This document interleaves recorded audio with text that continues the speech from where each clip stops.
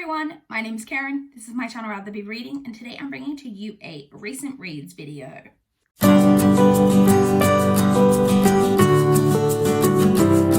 It has been a week since I last checked in with you guys, and it's been a much more successful reading week. There are still some times she has been patiently just curled up on the floor under the desk sleeping, and then as soon as I start talking, she wants to be a part of the action. Hi, honey. You want to say hello? Say hi. Say, where's your brother? Hiding in the closet. Hi. Okay, we'll get down. Good girl. Okay, so what was I saying? Been a much more, there's still some times that I feel like I could be doing more reading, that I'm not reading like when I maybe would have pre-big slump, but things are definitely much improved. I completed a total of 6 books this week, and I had 1 additional DNF, which we'll talk about. So definitely a much more successful reading week. Just quickly, before we jump into talking about the books that I did manage to complete this week, I just wanted to quickly give a quick update that videos on my channel for the rest of the month may be a little bit sporadic. I am having surgery next Friday to remove all of my wisdom teeth.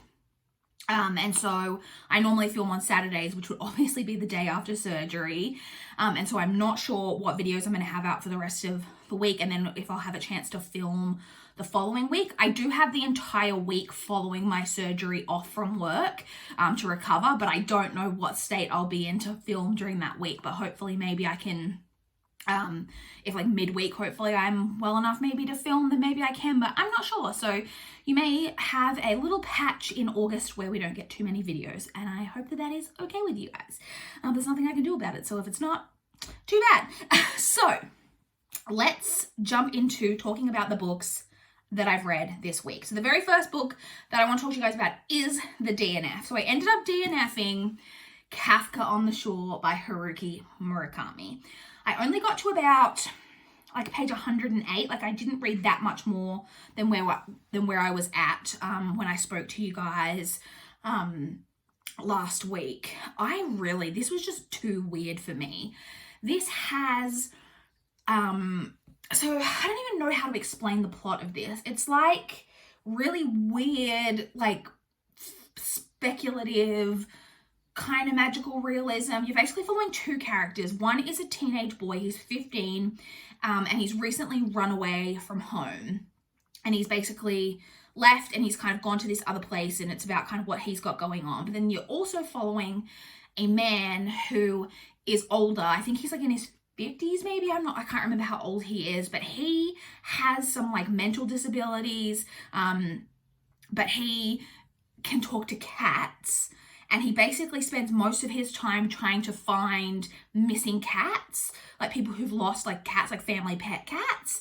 And that is a big part about like, and so you're following these 2 characters. I didn't even get to the point in the book where I presume those 2 characters are going to eventually interconnect.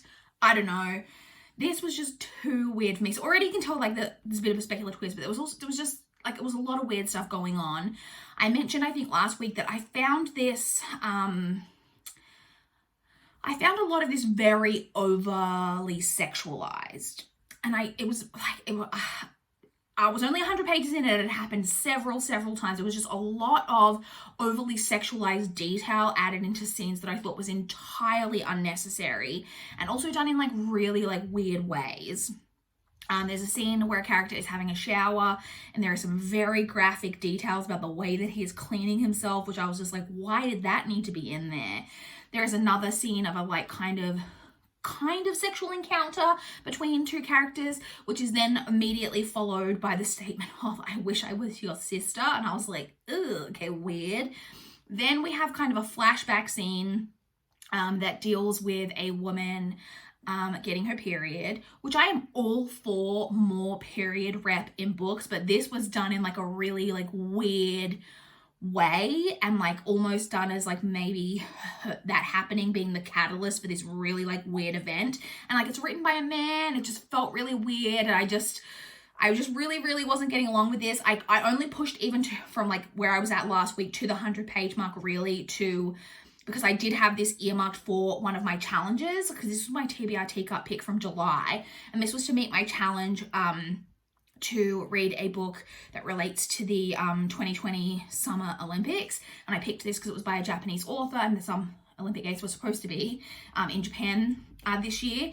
I have earmarked another book. Actually, I figured out, thank you to Mel for helping me figure out a way to get around this challenge to find another book for this. So I managed to figure out something else to read for that challenge, so I ended up DNFing that one. So that was the DNF.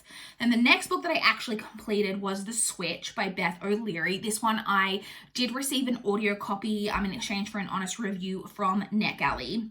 The publish date on NetGalley is the 18th of August, so this one's coming out in just a couple of days. I think it's already out maybe in the UK or the US or vice versa, but the publish date on NetGalley is the 18th of August.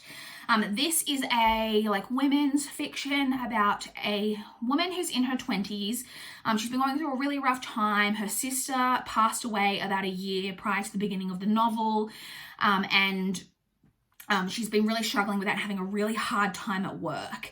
And basically her work ends up saying to her, look, you're really dropping the ball a lot lately. Take a 2-month sabbatical and just really try to take some time and get your head back on straight.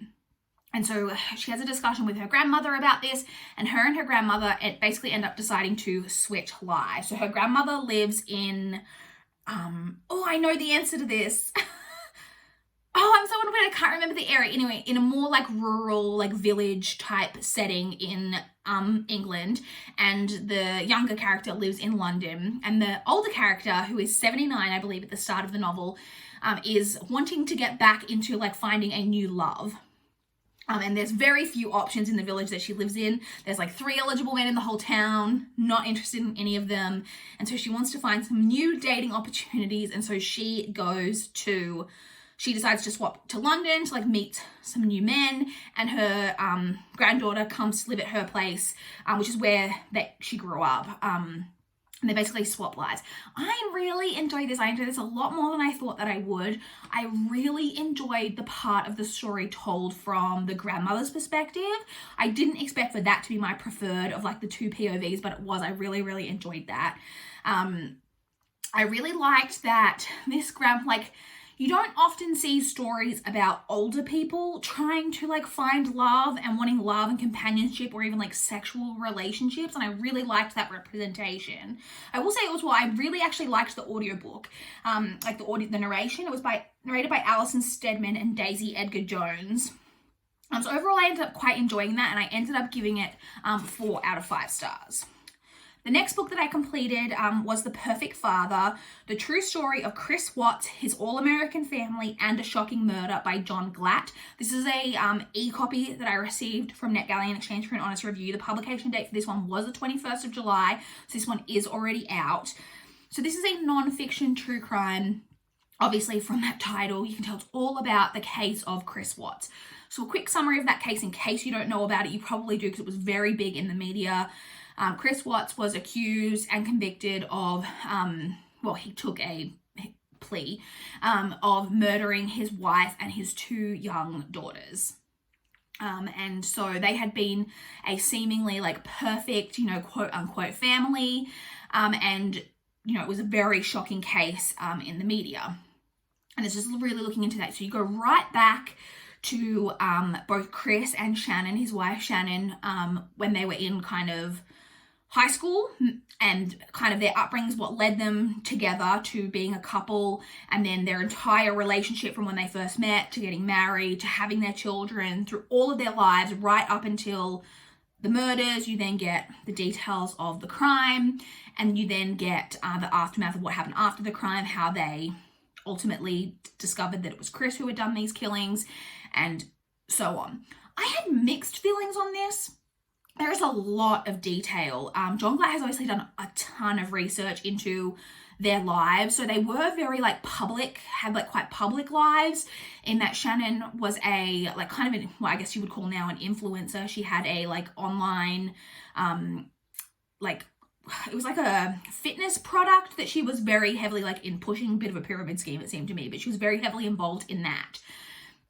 But she also, through doing that, became very involved in like basically putting a lot of details of their private lives, you know, like putting them on as like, this is my perfect husband and our two perfect little children, and basically going live on Facebook like every day and putting all of the details of their lives kind of out on social media. And so they were quite public. And so he's done a lot of research into like every like post that they've done and every text message and conversation that they had with friends, and really piecing together the details of their lives. So I really liked that aspect of it. I will say that this seems to be very negative towards Shannon. It puts a lot of emphasis, like it seems to me, and I obviously could be reading my own personal bias into this, but he seemed to be implying a lot of times that Shannon was very controlling, that she was really overbearing on Chris, and that is what ultimately led to him committing these crimes. And like, not to say that that maybe isn't part of the reason, like in his psyche, but it was almost like the way it came across was almost like a bit of a justification, which it totally obviously is not. Even if you could argue that it was a justification for the murder of his wife, which I don't think that you can, but he also murdered his two small children who were like, I think 3 and 4 years old. Like, oh, sorry, and his wife was also pregnant with their third child at the time. Winnie's back. Hi, baby. You don't want to hear about this awful bit. Cover your precious ears. There's a lot of detail, which like I said, what I liked. Maybe some opinions in there. And then also, so you lead their whole lives up until the crime, and then you get given the crime and like this blow by blow of he then did this, he did this, like what he did, all the steps to cover it up. Then when you get to the portion of him being interviewed by police and like all of that, it then becomes evident pretty quickly that accounting of what happened may be the truth, it may not be, because he ended up changing, no booty hole, he ended up changing his story a bunch of times about like what exactly happened. So that account that was put in there, I was like, oh, he did this and then he did this, and then it's like, well, did he? We don't actually know that that's the case, and the only person who knows that is Chris, and he's told several different stories. So in the end, I had kind of mixed opinions on it. It was an interesting read. I ended up giving it 3.5 stars.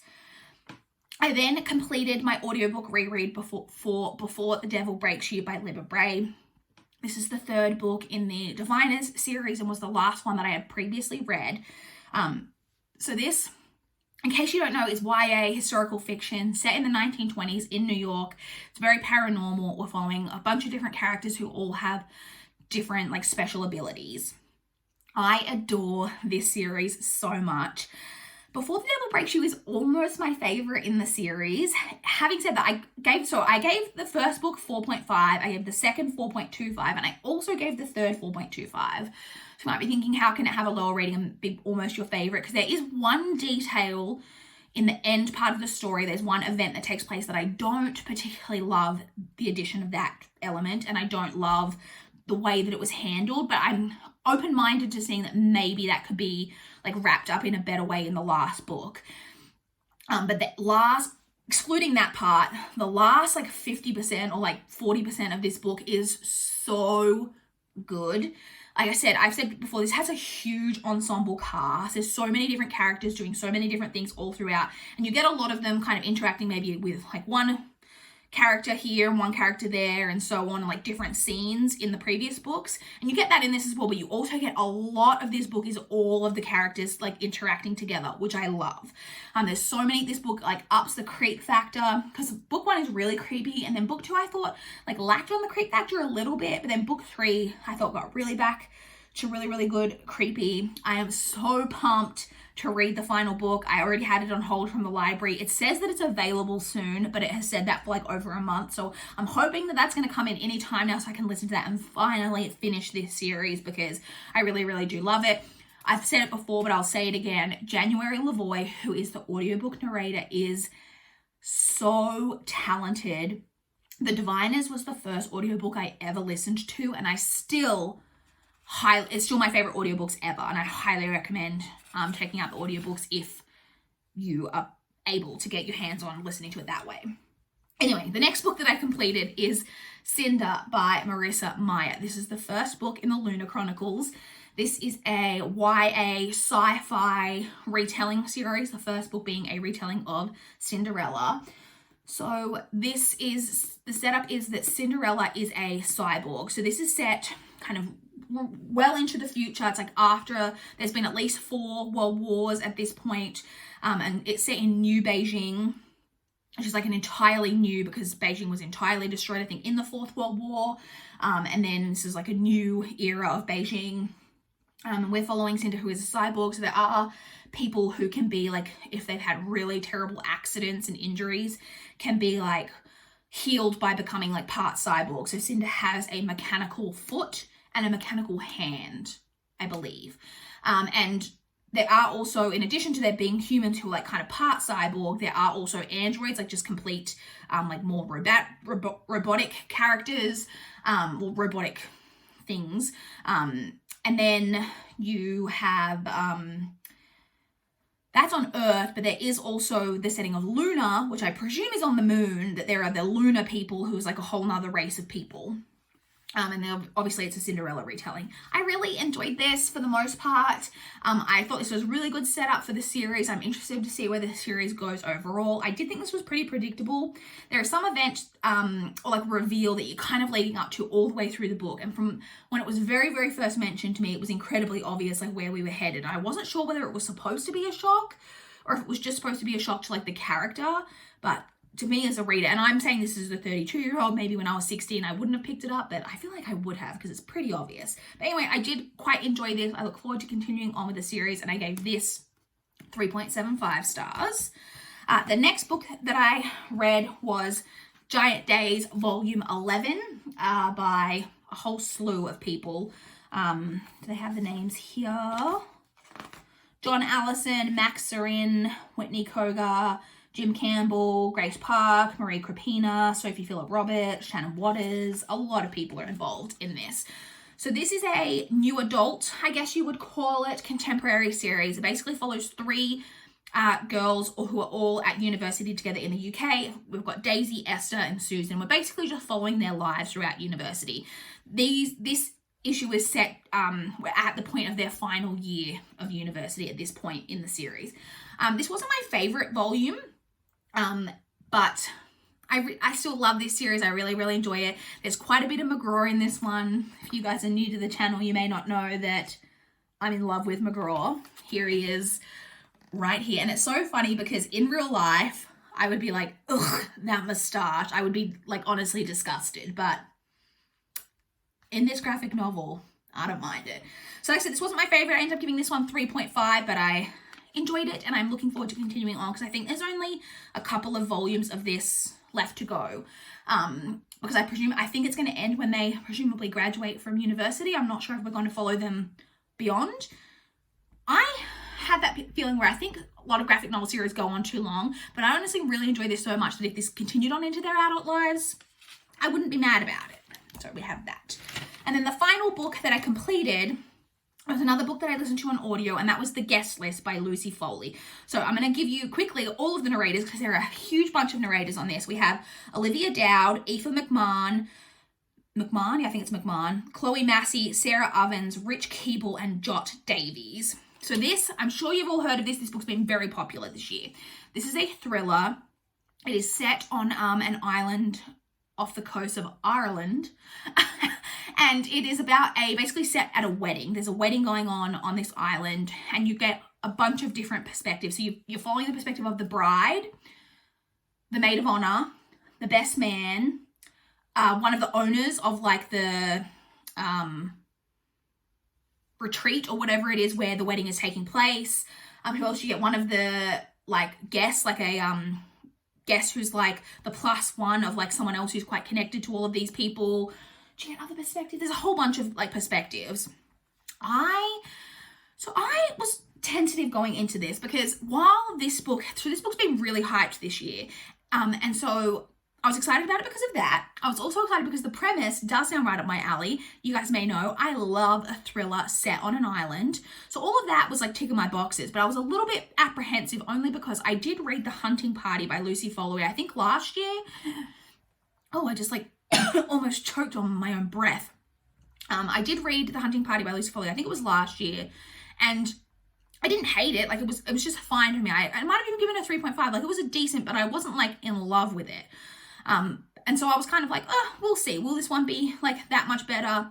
I did really, really like this. Like I said, the setting was fantastic. The atmosphere on the island, like them all being like kind of, you know, they're in this segregated place.